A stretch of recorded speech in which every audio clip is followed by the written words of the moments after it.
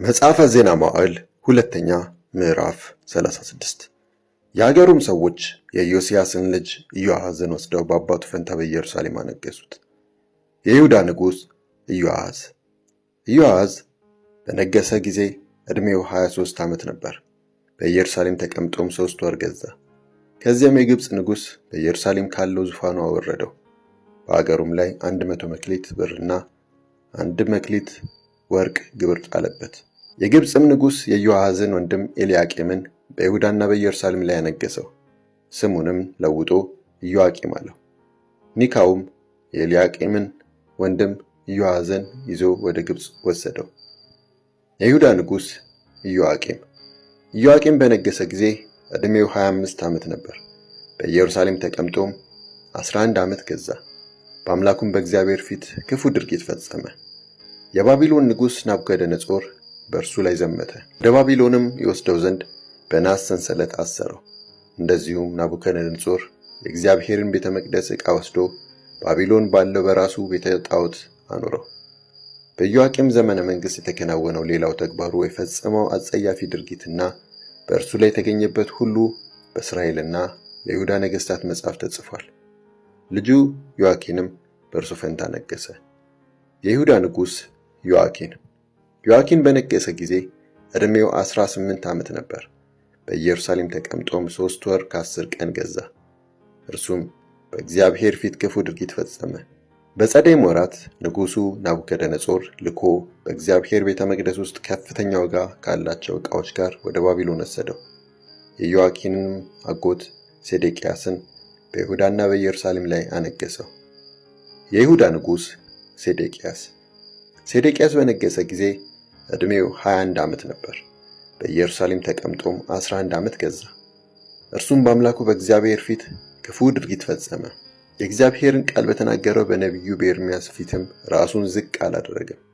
እንደዚሁም በእግዚአብሔር ስም አምሎት በነበረው በንጉሥ ናቡከደነፆር ላይ አመፀ። አንገቱን አደነደነ፣ ልቡንም አጠነከረ እንጂ ወደ እስራኤል አምላክ ወደ እግዚአብሔር አልተመለሰም። ከዚህም ላይ የካህናቱና የሕዝቡ መሪዎች ሁሉ አጸያፊ የሆኑትን የአሕዛብን ልማዶች በመከተልና በኢየሩሳሌም የተቀደሰውን የእግዚአብሔርን ቤተ መቅደስ በማርከስ ባለመታመናቸው ከጊዜ ወደ ጊዜ እየባሱ ሄዱ። የኢየሩሳሌም መውደቅ። የአባቶቻቸው አምላክ እግዚአብሔር ለሕዝቡና ለማደሪያው ስላዘነ መልእክተኞቹን ይልክ ነበር።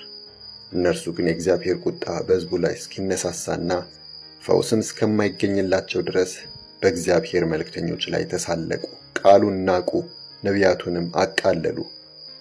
ስለዚህ የባቢሎናውያንን ንጉሥ አመጣባቸው። እርሱም ወጣቶቻቸውን በቤተ መቅደሱ ውስጥ በሰይፍ ፈጀ።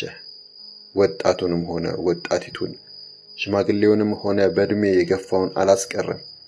እግዚአብሔር ሁሉንም ለናቡከደነፆር አሳልፎ ሰጠው።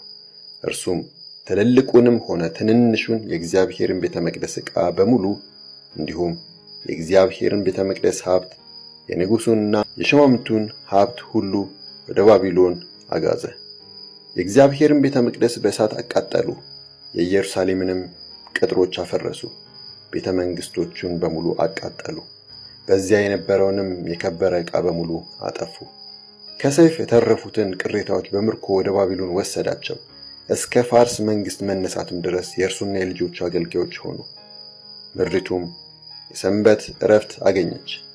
በኤርምያስ የተነገረው የእግዚአብሔር ቃል ይፈጸም ዘንድ 70 ዓመት እስኪያበቃ ድረስ ባድማ በነበረችበት ዘመን ሁሉ አረፈች።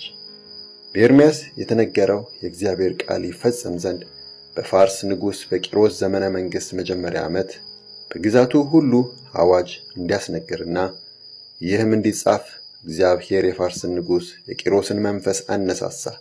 እርሱም እንዲህ አለ። የፋርስ ንጉሥ ቂሮስ እንዲህ ይላል፣ የሰማይ አምላክ እግዚአብሔር የምድርን መንግሥታት ሁሉ ሰጥቶኛል። በይሁዳ በምትገኘው በኢየሩሳሌም ቤተ መቅደስ እሰራለት ዘንድ አዞኛል። ከሕዝቡ በመካከላቸው የሚገኝ ማናቸውም ሰው እግዚአብሔር አምላኩ ከእርሱ ጋር ይሁን፣ እርሱም ወደዚያው ይውጣ።